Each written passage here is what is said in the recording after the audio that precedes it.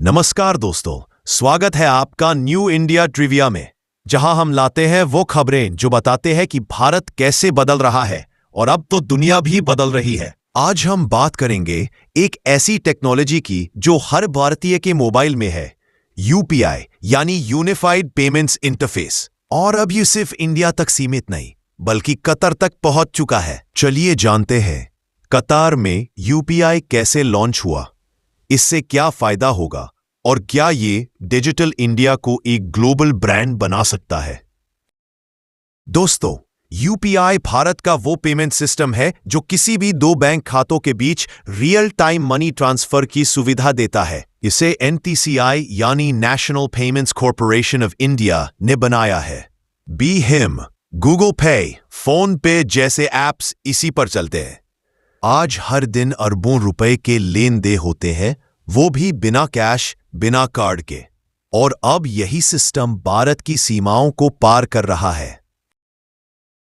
भारत ने हाल के वर्षों में कई देशों के साथ यूपीआई इंटीग्रेशन शुरू किया है, जैसे Bhutan, Nepal, Singapore, France, UAE और श्रीलंका। अब कतर बना है 8वां देश जहां यूपीआई लॉन्च हुआ है। सोचिए, अब इंडियन टूरिस्ट्स कतर में ड्यूटी फ्री स्टोर्स पर सीधे अपने यूपीआई ऐप से पेमेंट कर सकते हैं। No foreign currency, no cards. सितंबर 2025 में एनपीसीआई इंटरनेशनल (NIPL) ने कतर नेशनल बैंक और जापानीज कंपनी नेटस्टार्स के साथ पार्टनरशिप की। लॉन्च हुआ हमाद इंटरनेशनल एयरपोर्ट के ड्यूटी फ्री स्टोर्स में। अब कतार ड्यूटी फ्री पहला मर्चेंट है जो यूपीआई एक्सेप्ट कर रहा है। ये सुविधा जल्द ही लुलु ग्रुप जैसे बड़े रिटेल चेन्स में भी मिलने लगी है। इसका मतलब अब इंडियन ट्रैवलर्स कतर में शॉपिंग करते समय कह सकते हैं, स्कैन करो, पे करो। ये इनिशिएटिव NIPL का हिस्सा है, जिसका मकसद है डिजिटल पेमेंट डिप्लोमेसी, यानी भारत की टेक्नोलॉजी दुनिया तक पहुंचाना। अब बात करते हैं फायदों की। 1. Convenience. No need for currency exchange या foreign cards. 2.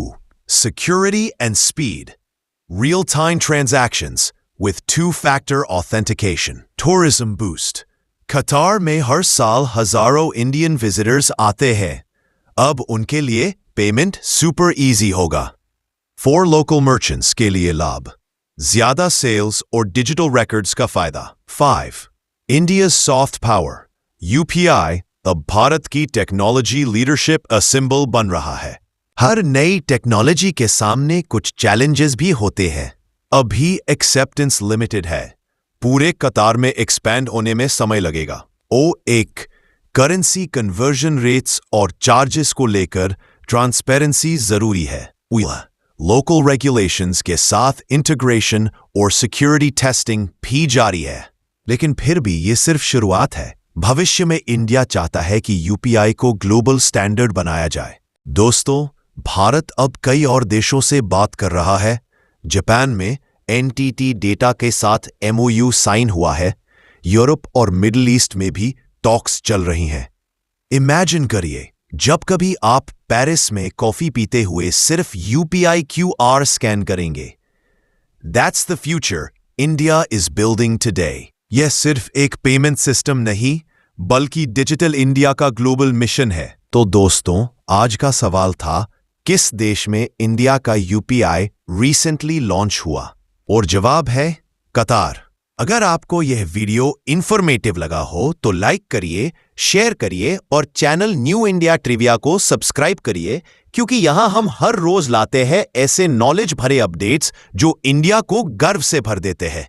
मिलते हैं अगले वीडियो में। जय हिंद।